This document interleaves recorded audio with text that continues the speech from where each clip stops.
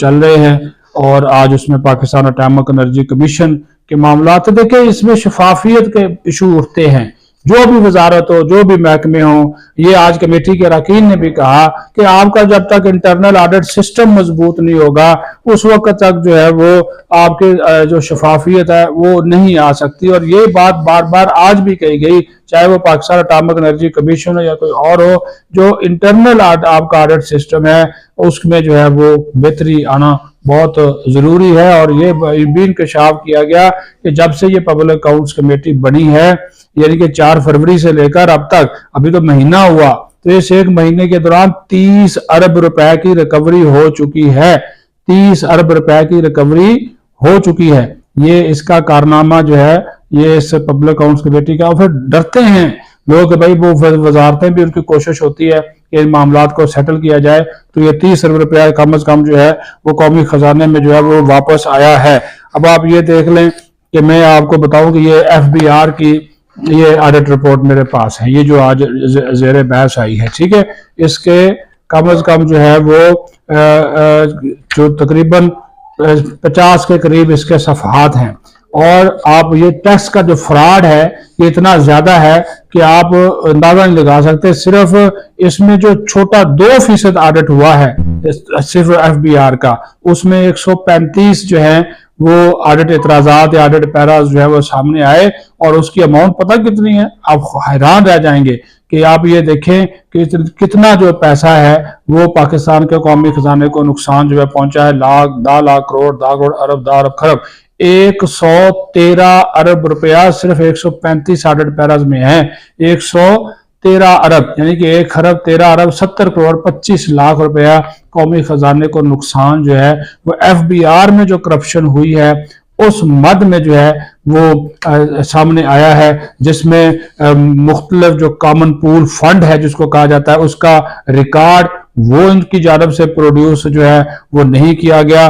जो sales tax है उसकी नॉन रियलाइजेशन की वजह से कौमी खजाने को तकरीबन कोई 31 अरब रुपए का नुकसान उसमें जो है वो पहुंचा है। और इनकम टैक्स जो एडमिसिबल एक्सपेंसेस थे उसमें शॉर्ट रियलाइजेशन हुई है इनकम टैक्स की, उस वजह से भी जो है वो तकरीबन कोई 10 अरब रुपए का से 10 अरब रुपए से 104 बल्कि 104 अरब रुपए का नुकसान उसमें जो है वो सामने आया है। और इसी तरह जो सुपर टैक्स है और बैंकिंग कंपनियों से लेना, जो बैंकिंग कंपनियों के अलावा जो जिन दूसरे अनासर से वो लिया जाता है वो ना लेने की वजह से 92 अरब रुपए की यहाँ पे जो है वो गड़बड़ घटोला है। और इसी तरह जो कंसीलमेंट ऑफ इनकम है उसमें भी इनकम टैक्स की नॉन रियलाइजेशन है, उस वजह से भी 47 अरब रुपए से ज्यादा का नुकसान जो है वह विद होल्डिंग जो टैक्स है उसकी रिकवरी नहीं की गई। 41 अरब रुपए का नुकसान जो है वो उसमें जो है वो सामने आया है। तो ये मैंने आपको मोटे मोटे बताए हैं और ये हर अमाउंट आप देख सकते हैं कि अरबों में है, हर अमाउंट जो है वो अरबों में है। तो ये जब आप बैठते हैं वहां पे तो आप वहां पे ना ब्यूरोक्रेसी भी होती है, अवाम के मुंतखब नुमाइंदे यानी कि अरकान पार्लियामेंट भी होते हैं। और ये PAC पार्लिमानी एहतसाब का सबसे बड़ा फोरम है। उसमें FIA भी है, उसमें नैब भी मौजूद होती है, उसमें वजारत कानून भी मौजूद होती है, उसमें ऑडिट हकाम भी मौजूद हैं, उसमें कंट्रोलर जनरल ऑफ पाकिस्तान भी मौजूद हैं, ऑडिटर जनरल ऑफ पाकिस्तान भी मौजूद हैं, मुतलका वजारत का सेक्रेटरी भी मौजूद है। और उसके बाद फिर जनाब ये सारी जो क्रीम वहां पे बैठी होती है, मकसद और मतलब यही होता है कि जो आपने एक एक रुपया कौमी खजाने से आपने खर्च किया है उसका आप हिसाब दें, और उसको हिसाब देना पड़ता है। अदरवाइज ये इस तरह की किताबें जब बजट होता है तो इतनी बड़ी बड़ी लंबी लंबी इतनी ऊंची ऊंची किताबें कम से कम 15-20 किलो उसका वजन होता है, वो ऑडिट पैराज से बन जाते हैं। और ये जब तक ये अमाउंट रेगुलराइज नहीं होती, बजट का मामला, आपकी बजट साजी वो मुकम्मल जो है वो नहीं हो सकती।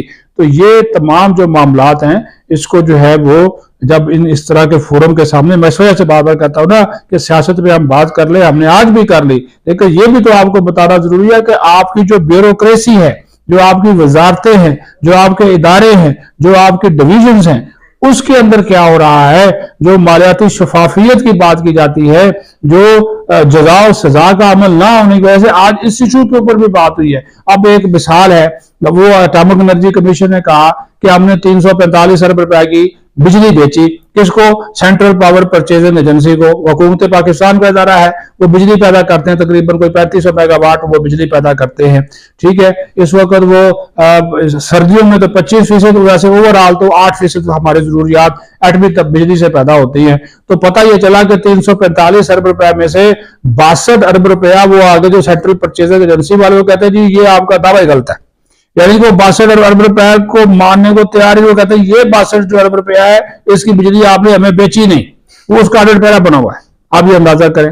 ऑडिटर जनरल कहता है कि जनाब ये एटॉमिक एनर्जी वाले तो कह रहे थे कि रूटीन के मामला है जी, हमारे उनके साथ एक खतों किताबत चल सकती है, लेकिन ऑडिटर जनरल ने कहा कि ये तब से ये चीज सामने आई जब हमने इसकी निशानदेही की। उन्होंने कहा ये कैसे हो सकता है कि मैं बिजली बेच रहा हूं, मैं बिजली बनाने वाला इदारा हूं, मैं इनको बिजली दे रहा हूं और मैं कहता हूं जी आपने 345 अरब रुपए की बिजली दे ली और आप कहते हैं जी नहीं जी इसमें से 62 अरब रुपए की बिजली कम है। उसने कहा ये पॉसिबिलिटी है ही नहीं। तो वो ये इस तरह की भी चीजें हैं, ये अमाउंट भी तो कम नहीं है ना। जब देखें कि 62 अरब रुपए का मामला, तो उन्होंने फिर कहा कि इसको जो है वो हम सेटल नहीं करते, इसको उन्होंने मौखर किया है और इसके भी जो है इसकी भी तहकीकात होनी चाहिए। ये एक मिसाल है, इदारों की मिसाल है कि आपस की जब लड़ाई होती है तो वजारतें भी आपस में लड़ती हैं, एक दूसरे को जो इतराजात है उन इतराजात के ऊपर जो है वो बहस करते हैं। और इसीलिए जब पार्लियामेंट्री पब्लिक अकाउंट्स कमेटी का जो फोरम है, उससे जो निचले वाला फोरम है DAC, जिसको डैक बोलते हैं, डिपार्टमेंटल अकाउंट्स कमेटी, वो कहते हैं जी पहले आप वहां पे जाए,